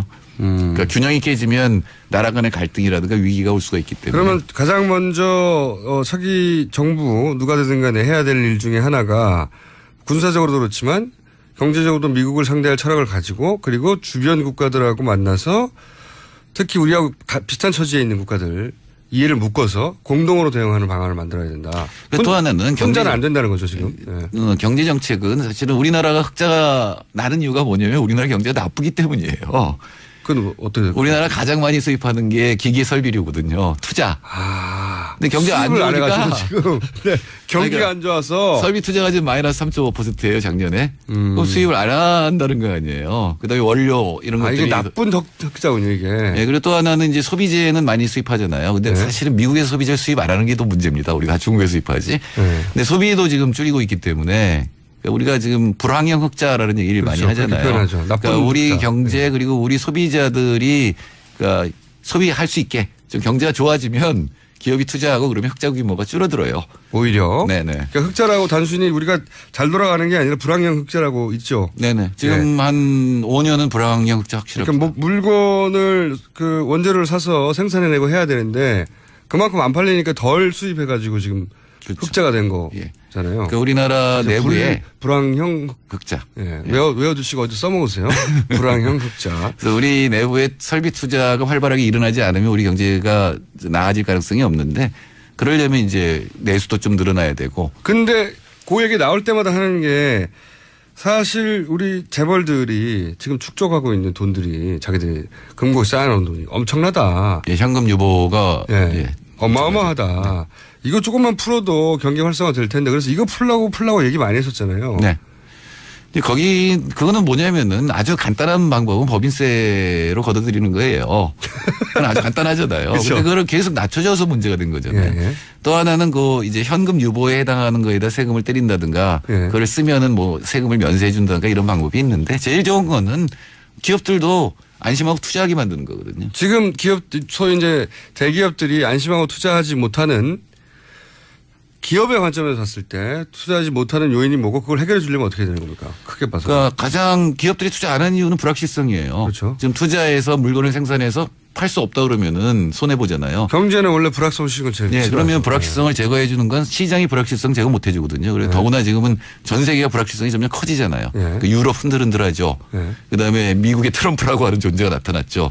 그럴 때는 정부가 투자를 선도하고 인프라를 깔아주고 이런 것들이 정부가 해야 될 일이거든요. 예를 들어서 우리가 애플 그러면 스티브 잡스가 다 만든 것 같지만 애플에 들어가는 그 여러 가지 기술들이야 CD 뭐 이런 것들이요. 또는 뭐 부품들 이게 전부 정부 투자였거든요. 국방성이라든가 또는 그 보건성 쪽에서 투자한 것들이 그러면 많은데. 경제에 대해서 진짜 관심이 있는 후보를 뽑아야 되겠네요. 뿐만 아니라 말 말고 경제. 부총리라든가 경제 참모들이 국가의 역할에 대해서 좀 확신을 갖고 있는 시장에 맡기면 다 된다는 사람이 아니고 가령 지금 우리가 인프라가 없어서 기업들이 투자 못하는 게 가령 이제 생태 투자 같은 거거든요. 그러니까 환경에 관한 이런 투자들은 인프라 깔아줘야 되는 거거든요. 네, 그런 문제가 있고 또 4차 산업혁명 얘기 많이 하는데 그것도 너무 멀리 있고 기술이 상당히 우리가 떨어져 있다고 생각하기 때문에 함부로 기업들이 들어가지 못하는 건데 그건 정부가 모두 다 할 수는 없겠지만 그중에 일부에 대해서는 정부가 같이 투자를 해주는 뭐 이런 것들이 이제 필요한 거죠. 그거를 얘기하다 보니까 수준이 너무 높아져 가지고요. 저희가 이런 식으로 정말 국가를 운영하는 대안을 지금 막 저랑 둘이서 방송에서 막 얘기하고 막. 그러니까 질문을 왜 이 질문지 있는 대로 안 하시고 그렇게 자꾸 나가시면. 아니, 저는 궁금하니까요. 실제로 궁금하니까요. 그러면은, 차기 정부가 어디가 되든 간에 한 자리 어디 원하십니까? 제가. 저요? 예. 저는 안 내는 이유가 많아서 안 냅니다. 안 되는 이유가 많겠지만 제가 대통령 한번 임명해 드릴게요. 예. 그건 받아들이겠습니다. 지난주부터 저희가 다 나눴다고 말씀드렸잖아요. 다. 예, 그건 받아들이겠습니다. 자리 몇 개 안 남았어요. 전제가 김어준 총수가 대통령 되면 제가 입각하겠습니다. 원하시는 거 좀 말해보세요. 제가 거의 다 나눠줘가지고 너무 늦었네. 원하시는 게 뭐예요? 아니, 그러니까 제가 공식적으로 정의당 정책자문단장이거든요. 예. 그리고 심상정 후보가 출마했잖아요. 예. 그러니까 심상정 후보가 대통령 되기 전까지는 저는 아무것도 맡으면 안 됩니다. 아니 글쎄 그거는 제가 조용히 약속 드릴 테니까. 예를 들어서 경제부총리를 하시면 이 우리나라 경제를 살리실 수 있나요? 살릴 수 있다고까지는 말 못하겠지만 어떻게 해야 되는지 방향은 확실하게 알고 있다고는 생각합니다만. 그래요? 오늘 왜 질문이 끝에 이상한 질문이 나오죠? 잘할 수 있는지 본인 어필을 좀 해보시고 다음 시간에는 그럼 그 전까지는 제가 네, 제가 제일 큰 약점이 이거예요. 조그만 연구소 하나도 못 살리는 사람이 나라를 어떻게 살려? 연구소 조합원이 많이 돼주셔야 제가 가능성이 생깁니다. 자, 그럼 어려운 이름 경제연구소부터 살리시고, 네. 그 전까지는 제가 조그만 구호에 세무서장 같은 거라든가. 제가 진짜 원하는 거 있습니다. 아니면 편의점 하나 맡으실래? 편의점? 아니요, 국립공원. 국립공원이요? 예, 국립공원의 관리사무소 소장이든가 그러고 있어요. 지리산 이런 거 있습니다. 예. 왜 도를 닦으시려고요? 아니요, 그거 얼마나 좋아요. 도 닦으러 오시는 분들한테 입장료 많이 받아가지고. 입장료 안 받습니다. 좋습니다. 오케이! 소장! 여기까지 하고요. 오늘 굉장히 짧은 시간인데, 큰 그림에 대해서 얘기해봤고, 뭘 해야 되는지. 그러니까 아마 이제 대선의 시기가 조기 대선이 됐든 혹은 좀 늦어진다 하더라도 올해 안에는 선거는 있으니까요. 그렇죠. 네. 후보를 바라보실 때 이 질문을 해야 된다는 생각을 가지실 수 있는 내용이었어요. 그러니까 어떻게 할 거냐고 이거 트럼프 어떻게 상대할 거냐고. 트럼프에 대해서 어떻게 대응할 것이냐는 굉장히 중요한 우리나라의 첫 번째 과제 중에 하나입니다. 알겠습니다. 자, 그러면은 기회가 오기 전까지는 국립 어디요? 지리산. 네. 지리산 국립공원. 지리산 국립, 거기 이미 소장님 계실 텐데 항의 오겠네요. 그렇네요. 세무서 자리 한번 알아보겠습니다. 자, 지금까지 정태인 소장님이었습니다. 감사합니다. 똥은 싸고 다니냐? 미치도록 싸고 싶다. 빅동의 추억. 미국 장사랑! 구렁이 똥 이뻤다. 장이 살아야 내 몸이 산다. 혈중 콜레스테롤 개선과 배변 활동에 도움을 주는 건강기능식품입니다. 빅동의 추억, 미궁 장사랑. 지금 검색창에 미궁 장사랑을 검색하세요. 이건 제가 써보니까 효과가 있는 것 같아요. 미 항공우주국 나사에서 우주인들의 비상식량으로 쓴다는 남미 최고의 완전식품 마카 플러스 한국에서 가장 비싸고 귀한 식품이라는 산삼 플러스 거기에 한국인이 좋아하는 녹용까지 일단 이 세 가지를 모두 넣은 제품이 나온 거니까 마카 산삼 녹용 대박 좋은 건 다 있네. 031-323-2559 영한네이처 yhnaturi.com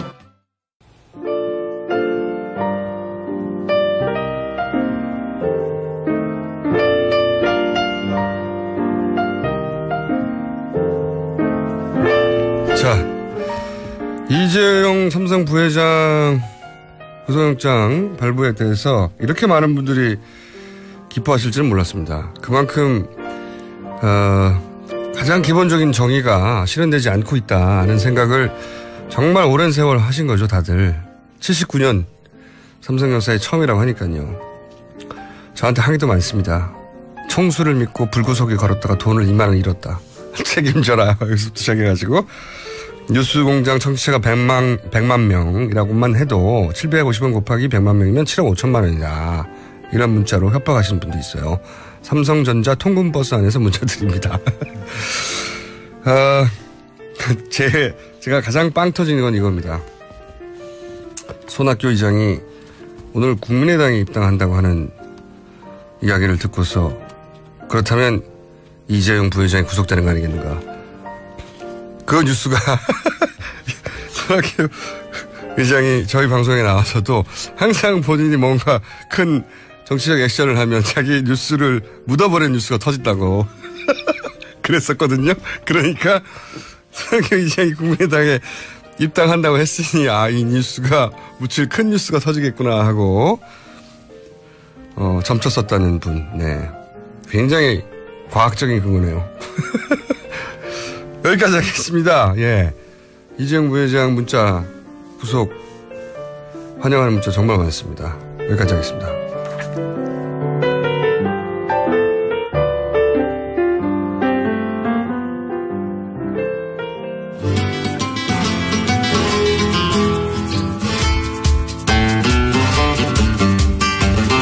자, 살아있는 블랙리스트. 황교익 마칼레미스트 나오셨습니다. 안녕하십니까. 안녕하세요. 황교익입니다. 79년 만에 네. 이 뉴스는 이 직종을 가리지 않고 연령대를 가리지 않고 반응이 있어요. 그 뉴스 들었을 때 대한민국 돈이면 다 되는 사회라는 것에 하나를 확 꺾어버리는 그런 느낌이 들었어요. 상징이 확 꺾여진. 네. 이재용 부회장이 뭐 3개월 만에 나오던 3년을 살던 그건 중요한 게 아닌 것 같아요. 맞아요. 예. 맞아요. 그 촛불의 광장에서 가장 크게 외쳤던 게 사실 이게 이재용 구속 그게 있었죠.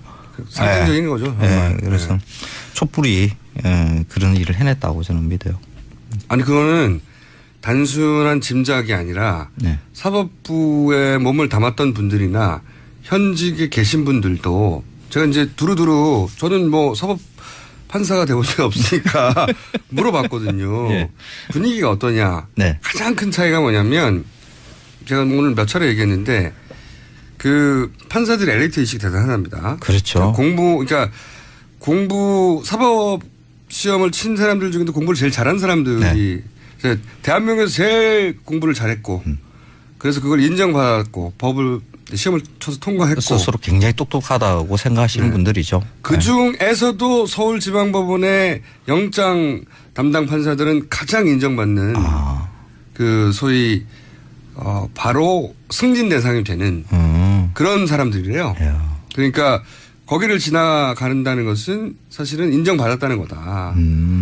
그런 자리에 있기 때문에 자존심 중에 자존심들이 거기 간다는 거죠. 그래서 사실은 영장 발부하는 판사들은 영향을 안 받는데요, 여론에. 뭐 재벌들 기각시키거나 영장 또는 뭐 사회적으로 그게 왜 구속이 아니냐 하는 거 영향 안 받는데요, 실제로. 물어봤더니 안 받는다고. 그런데 이번에는 받았다고. 그런 얘기 많이 들었어요. 이번에는 받았다고. 법원 전체가 영향을 받았다고. 그 어떤 일이든지 간에 그 양심이라는 게 있잖아요. 양심.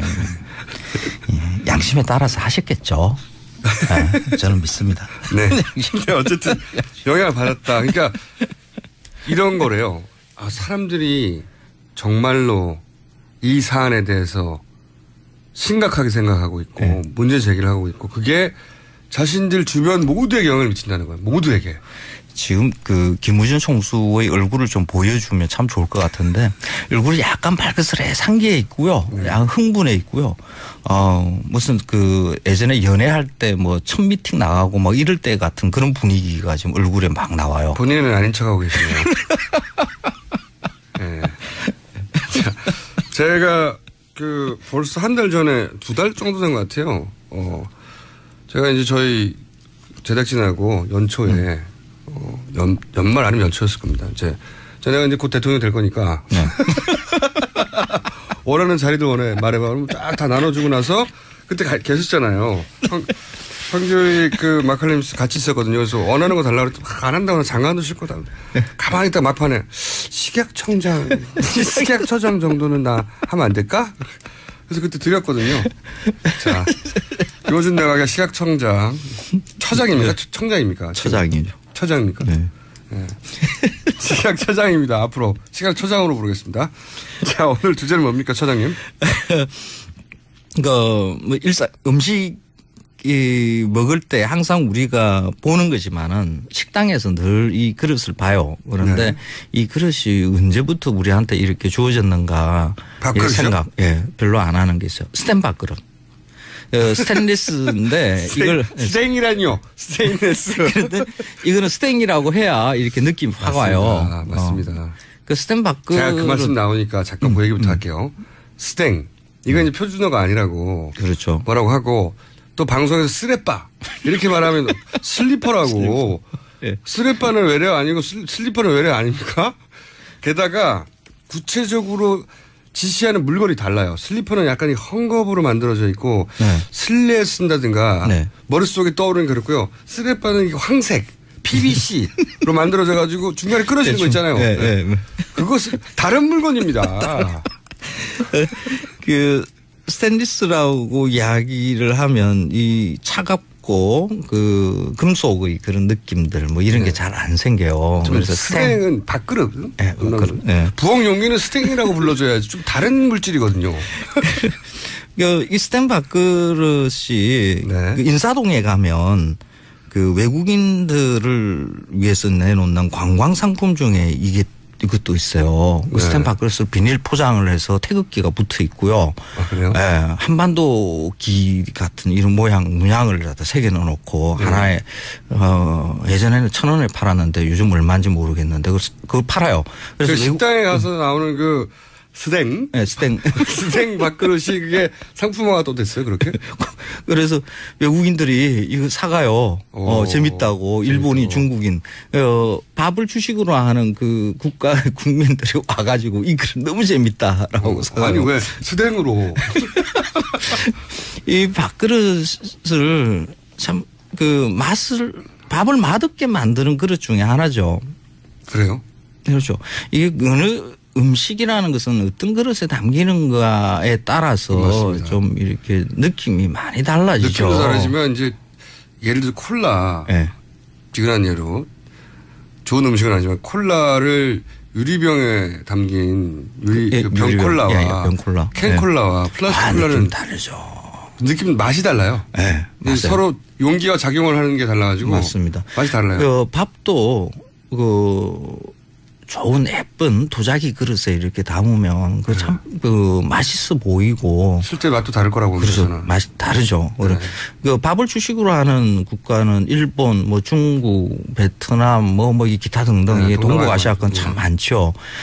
그들 나라에 가서 보면 밥그릇은 다 도자기를 쓴다는 걸 알 수 있을 겁니다. 기본입니다, 맞습니다. 그렇죠. 네. 그리고 그 민족 국가들마다의 좀 독특한 디자인들을 가지고 있죠. 모양이 다르고. 네. 네. 그런데 우리는 네. 다 스텐 그릇을 써요. 이건 뭐 디자인도 뭐 있는 게 아니고요. 언제부터 이렇게 됐죠? 스텐? 이 일은 1970년대에 벌어진 일인데요. 그 70년대. 오래 안 됐네요. 네, 얼마 안 됐어요. 그때는 이제 쌀이 좀 부족하니까 네. 절미 운동이라고 해서 밥 좀 덜 먹자.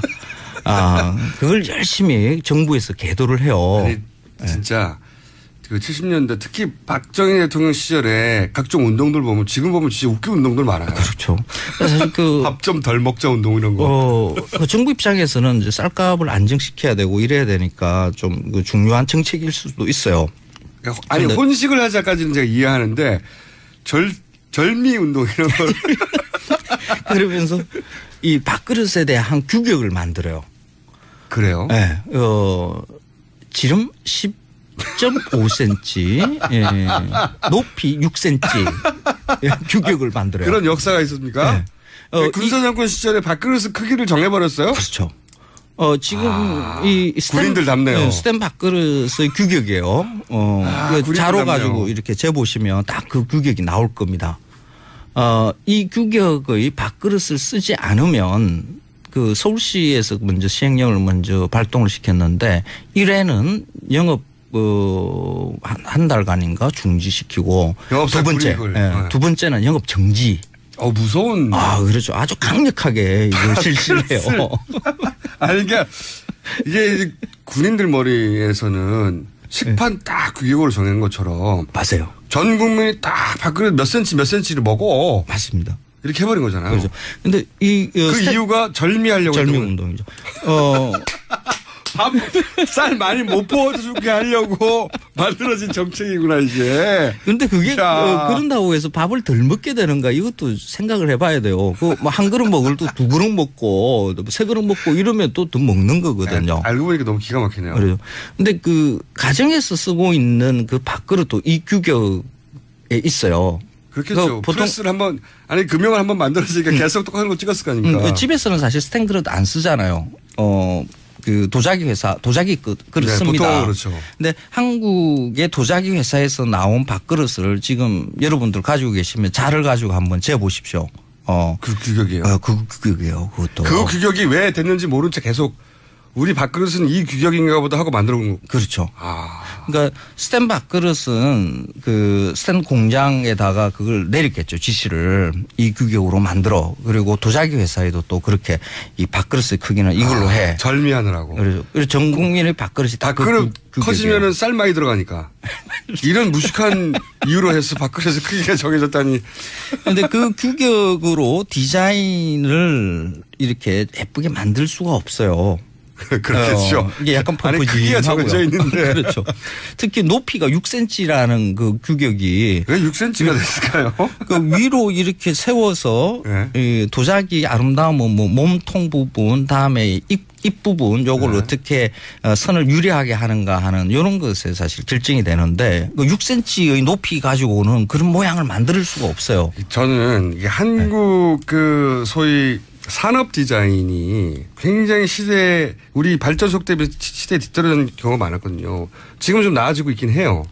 근데 일본하고는 비교할 수 없을 정도 뒤쳐져 있고, 근데 그런 이유 중에 알고 봤더니 그 이제 군사 문화가 만들어낸 규격화. 그렇습니다. 굉장히 그렇습니다. 큰 영향을 미쳤네요. 근데 그릇 하나조차. 그러니까 1970년대 상황에서는 그 쌀을 아껴야 된다는 그런 그 정부의 생각이 좀 맞는 생각일 수도 있어요. 그런데 그러면 이걸 긍정적으로 예를 들어서 이제 혼식을 하자 이건 좀 이해 간단 말이죠. 근데 밥그릇 크기를 규격을 통일시킨 다음에 이 밥그릇을 안 쓰면 스탱으로 안 쓰면 혹은 규격을 틀리면 식당 문 닫아 이렇게 했다는 거잖아요. 근데 지금은 지금 쌀이 남아 돌아가는 시대에 살고 있거든요. 그 정부 재고비가 넘쳐가지고 이걸 어쩌지 못하는 지금 상황에까지도 있는데 쌀 가격 그 밥 한 공기의 가격이 한 200원 정도 든다라고 이야기할 정도로 쌀값이 굉장히 싸요. 근데 지금 이 상황을 생각을 한다 그러면 진작에 이 스텐 밥그릇은 버려야 되는 거죠. 밥 많이 먹자라는 이런 운동도 지금 벌이는데 그 스텐 밥그릇 그 공기가 지금 당장에 버리고 그 아름다운 우리 그릇으로 다시 되찾는 이런 일들을 좀 벌여야 되는데 그걸 늘상 일상에 내두고 그걸 먹는다는 게 저는 굉장히 마음이 많이 아파요. 이게 일이. 어쩌면은 우리가 이제 부드러운 욕설이죠. 이런 스생. 그 역사를 최초로 만드신 분이 혹시 이 수생 그릇 규격이 어떻게 만들었는지 역사를 알고 만드신 게 아닐까 싶기도 한데. 그래서 그때 그 자료를 저도 추적을 해보려고 그 규격을 누가 만들었는가. 그러니까 왜 6cm인가. 그때 내무부 공무원인가 아니면 뭐 농식품부 공무원인가 이거 어떤 공무원이 궁금하면 못 참으니까 선생님은 또. 근데 이 자료는 안 나오더라고요. 자 그럼 방송을 통해 저희가 이 수생 밥그릇의 규격 6cm를 결정하신 분을 찾습니다. 한식 세계화 이야기를 참 많이 해요. 외국에 우리 음식을 널리 알리는 거 뭐 이거는 뭐 좋은 일일 수도 있어요. 그런데 이 한식 세계화의 가장 기본은 외국인들이 우리나라에 와서 이 나라 음식 참 맛있다, 품격 있다 하는 이런 것을 이미지를 가지고 가야 되거든요. 그런데 진작에 밥을 먹는 같은 밥을 주식으로 하는 국민들이 또 와서 우리의 그 식당에서 스텐 밥그릇을 갖다가 딱 들여다보는 순간 어떤 생각들을 하게 될 것인가. 신기해하는 건 있습니다. 말씀하셨다시피. 신기하죠. 왜 이게 여기다 밥을 먹지? 이게 이렇게 얇고 차가운 금속 용기에 밥을 먹는 나라는 없거든요. 생각해 보면. 그 식탁이 약간 축축하기라도 하면 막 미끄러져요 밥그릇이. 신기해서 사가는 거예요. 신기해서 진짜로. 사가는 거죠. 너무 신기한 거죠. 근데 그 히스토리를 알면 더 신기할 겁니다. 그렇게 해서 팔 수는 있겠네요. 히스토리를 붙여가지고. 밥은 그러니까 그 음식이라는 것은 입으로 들어오는 맛도 중요하지만은 그 음식이 차려졌을 때의 품격 이게 어떻게 보면 더 중요할 수 있거든요. 밥상의 사진들을 이게 전 세계의 그 네티즌들은 이렇게 찍어서 막 올려요. 맞습니다. 그렇죠? 네. 그래서 우리는 뭐 서양 음식, 프랑스 음식, 이탈리아 음식에 혹하는 이유 중에 하나가 그 아름다운 플레이팅에 있는 그렇죠. 많이 넘어가거든요. 네, 일본 음식이 아름답게 보이는 이유도 그 식기와 그 올리는 그 예쁜 그 음식의 모양들 그게 혹하잖아요. 그런데 맞아요. 한국 음식 딱 찍어 놓으면 대부분 다 앞부분에 스텐 밥그릇이 딱 놓여 있어요. 여기부터 이제 맛이 가는 거죠. 스텐 젓가락하고요, 숟가락하고요. 그리고 밥을 주시구나 하는 그 민족들 중에 자기만의 독특한 개성 있는 아름다운 밥그릇을 가지고 있는 나라는 우리나라밖에 없어요. 그래서 쓸데기 없이 외국 사람들한테 음식 퍼먹이는 공짜로 퍼먹이는 한식 세계화 이런 거 하지 마시고 돈 주고 먹으라고 한 다음에 네. 그걸 돈 주고 광고에 싣고 나서 이거 봐라 유명 스타들이 한국 음식 좋아한다고 그렇죠. 그런 광고를 정부에서 했죠. 그렇죠. 그런 거 하지 마시고 지금 우리가 당장에 먹는 이런 음식에 대해서 어떻게 개선할 것인가, 스탠 밥그릇 어떻게 없을 것인가 이런 걸 궁리를 해야 되는 거죠. 맞습니다. 시간 다 됐어요. 그렇죠. 스탠 밥그릇 이제 좀 없앱시다. 네. 예. 아니 이제 저는 그런 생각을 합니다. 이걸 상품화 시킬 수는 있겠다. 어떻게 상품화 시키냐? 과거에 이런 일도 있었어요. 이런 거 상품화 되거든요. 외국에서 볼 때. 뭐 금전 고무신 이런 거 상품화 그렇죠. 하듯이. 우리는 이런 신발도 신었어요. 그리고 그 외국에 가면 감옥을 아예 이런 곳에서 사람이 잤답니다 하면서 호텔로 바꾸는 경우도 있잖아요. 그렇죠. 그런 것처럼 아유 이런 걸로 밥을 6cm 만들어가지고 다 전 국민이 먹으라고 했어요. 그럼 재밌잖아요. 스토리와 함께 사는 거죠. 그러니까 그런 식의 관광 상품이라 그러면 네. 그러니까 뭐 옛날 과거를 회상하는 이런 거라도 괜찮은데 일상의 것으로 이렇게 쓰고 자랑스러운 한류 문화로 태극기 붙여서 팔 그런 물건은 아니다. 그리고 그 가정에서 쓰고 있는 그릇들 중에 그 안 깨지는 유리 강화 그릇 있죠.